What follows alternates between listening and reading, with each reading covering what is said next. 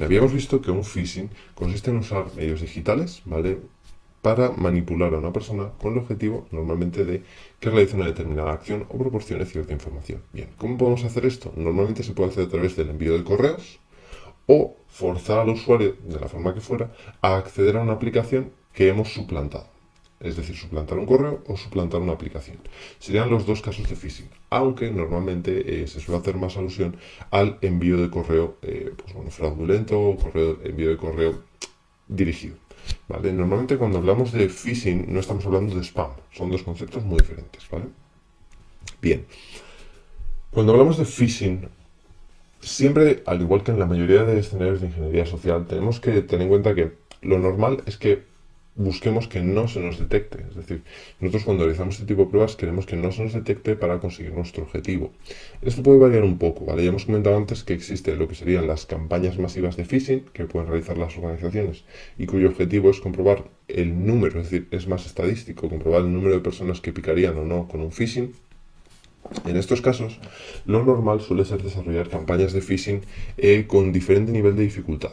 Es decir, partir de un nivel de dificultad muy básico, crear un correo que no tenga formato, que esté mal redactado, etc. E ir incrementando ese nivel, ¿vale? Con el objetivo de ver realmente pues, en qué banda se mueve la organización y cuál sería su capacidad de detección y de respuesta a este tipo de ataques. Pero pues bueno, nosotros, nuestro objetivo realmente es aprender cómo realizar un phishing de forma correcta, ¿vale? Siguiendo siempre, pues bueno, las medidas necesarias para que no se nos identificara. Es decir, igual que sería en un ejercicio red team. Para ello lo que hay que tener en cuenta pues son cosas como la forma, mantener las plantillas y bueno, una serie de cosas que vamos a ir tocando. Pero esto es importante, ¿vale? Es muy importante. Entonces, primero de todo, ¿qué formas de envío tenemos? Nosotros podemos hacer dos cosas, y es montarnos nosotros nuestro propio servicio, nuestro propio servidor, y desde ahí realizar envío de phishing. Esto puede ser desde montarlo en nuestra propia casa hasta, pues bueno, montarlo en algún tipo de VPS. Por ejemplo, pues coger Amazon o coger Digital Ocean o cualquier otro proveedor, coger un servidor VPS, montar ahí toda la infraestructura y realizar envío de correos desde la infraestructura. Y luego tenemos otra opción, que sería el uso de servicios web. Es decir, hay muchos servicios web, como ya hemos visto hace ya tiempo en el curso, con MK, ¿vale? Que lo que nos van a permitir es enviar correos suplantando el origen. Entonces, realmente nos vale cualquiera de los dos. El problema es que normalmente cuando hacemos uso de aplicaciones externas, como es el caso de MK, es más fácil que los servidores de la persona a la que vamos a enviar el phishing pues lo detecten como spam o como correo no deseado, ¿vale? Porque al final está viniendo de una fuente que probablemente esté catalogada como no confiable, ¿vale? O como, pues bueno, que tiene mala reputación. Entonces, si siempre que podamos, es mejor montar nosotros nuestra propia infraestructura, pero es verdad que esto requiere cierto tiempo. Por lo tanto, hay casos de phishing donde hay que enviar un phishing de forma muy rápida o es un phishing muy dirigido a determinadas personas. En estos casos sí se puede utilizar pues bueno, lo que serían las plataformas, ¿vale?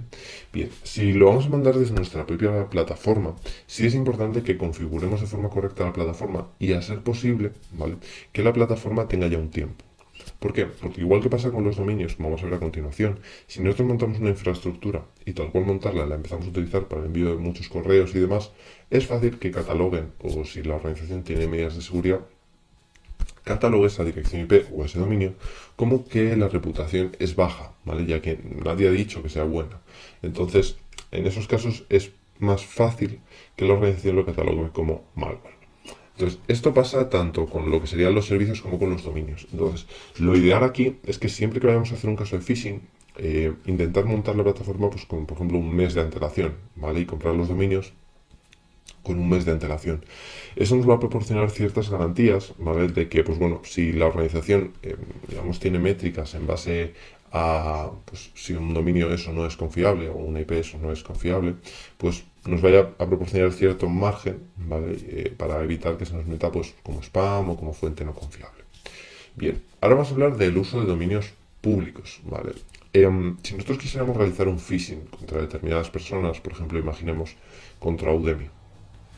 Bien, si nosotros quisiéramos realizar un phishing contra Udemy y lo que vamos a hacer es enviar correos a gente de Udemy, pues bueno, diciéndoles lo que fuera, y nos queremos hacer pasar por alguien de dentro de la organización, es muy importante que realmente el dominio sea muy similar. No vamos a poder utilizar el mismo, porque si utilizamos el mismo, el servidor de correo lo va a detectar y va a decir, vale, este correo es falso, porque el dominio no tiene ese servidor de correo. Entonces, siempre que queramos enviar a una organización un correo suplantando a alguien de la propia organización, no debemos utilizar el mismo dominio, sino que tendremos que utilizar un dominio parecido, similar o lo que fuera. Bien, aquí tenemos varias posibilidades. Por ejemplo, en el caso de Udemy, Udemy utiliza el dominio udemy.com, ¿vale? Pero si buscamos dominios disponibles, podemos encontrar que el dominio udemy.com.es está disponible. Por lo tanto, podríamos utilizar ese correo para engañar a alguien de la plataforma de Udemy. Luego, también está disponible, por ejemplo, dominios similares como Udemy Support, ¿vale? Podríamos utilizar, si nos estamos haciendo pasar por alguien de soporte técnico, podríamos utilizar ese correo y seguramente si es alguien que no es muy tecnológico, lo vea y no le suene raro. Y lo mismo con miudemy.com. Si estamos suplantando, por ejemplo, a alguien de, yo qué sé, de recursos humanos o a un alumno, pues quizás cuele, ¿vale? Entonces, esto es algo muy importante. Siempre que vayamos a hacer un escenario de phishing, vayamos a mandar un correo, tener un dominio aporta veracidad, ¿vale? Ya sea si lo vamos a suplantar a una persona de dentro o a una persona de fuera, siempre aporta veracidad. Entonces es muy importante analizar cuál va a ser el escenario que vamos a crear, cuáles van a ser los pretextos y en base a eso buscar dominios que tengan que ver o que realmente, pues digamos que ayuden en que el escenario pues sea satisfactorio, ¿vale? Entonces es importante realizar este análisis. Y luego, por último, lo que sería la plantilla o firma. Esto es algo también muy importante. Es decir, si nosotros queremos crear un escenario de phishing y nosotros vamos a mandar un correo, es muy importante que tengamos en cuenta, obviamente, la forma en la que escribiría la persona, ya lo hemos comentado anteriormente, lo que sería la impersonalización, es decir, cómo impersonamos a la persona por la cual nos estamos haciendo pasar, eso es muy importante, que obviamente no contenga faltas de ortografía, que esté bien escrito y demás. Aparte de eso, es muy importante el dominio que acabamos de comentar, lo que sería la infraestructura, que sea confiable, y este último punto también es muy importante, que sería la plantilla o la firma oficial. Es decir, si nosotros queremos hacernos pasar por alguien de Udemy, por ejemplo, o de la empresa que sea, ¿vale? Normalmente los empleados de las corporaciones, de las organizaciones, utilizan una plantilla HTML o utilizan una firma que ponen siempre al final del correo. Esto es algo que si vamos a interactuar, por ejemplo, con alguien de fuera, pues tal vez no es tan importante. Pero si vamos a interactuar con una persona de dentro, esto es muy importante, porque muchas veces esto es automático. Entonces, una persona de dentro no va a recibir un correo sin que traiga esta plantilla o esta firma. Entonces, es muy importante conocer eso y en caso de que sea así, crear una firma que sea idéntica. ¿Cómo hacemos esto? Muy simple.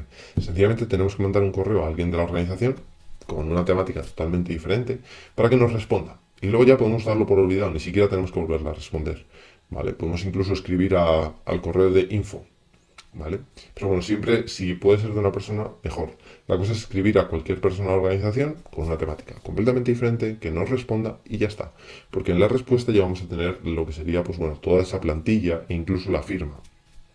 Tenemos que coger esa plantilla HTML y esa firma, modificarla con los datos del perfil que estemos suplantando y con eso, con el dominio, con la infraestructura y digamos con las pautas para impersonalizar de forma correcta, tendríamos un escenario de phishing que realmente pues tenemos una gran cantidad de probabilidades de que sea verídico, ¿vale? Porque, o sea, de que pase como verídico, porque alguien, a menos que se ponga a mirar muy el detalle de dónde viene ese correo, va a ver que el correo es muy similar, si es que se fija, la forma de hablar es prácticamente igual, viene de alguien que puede ser o no conocido, y luego sigue la misma plantilla. Entonces es difícil que una persona dude en ese caso, ¿vale? Bien, hemos hablado que estos escenarios son muy moldeables, por lo tanto estamos hablando de cuáles son algunas de las pautas más importantes, pero según el escenario que estéis desarrollando, el pretexto que vayáis a impersonar o lo que fuera, es posible que alguna de estas cosas cambien, ¿vale? Pero bueno, en cualquier caso, esto es lo más importante. Así que, una vez visto esto, vamos a ver cómo podríamos utilizar diferentes herramientas automáticas para realizar el envío de, pues bueno, de estos phishing o de estas campañas de phishing. Cualquier duda que tengáis, escribidme al correo y nos vemos en el siguiente vídeo.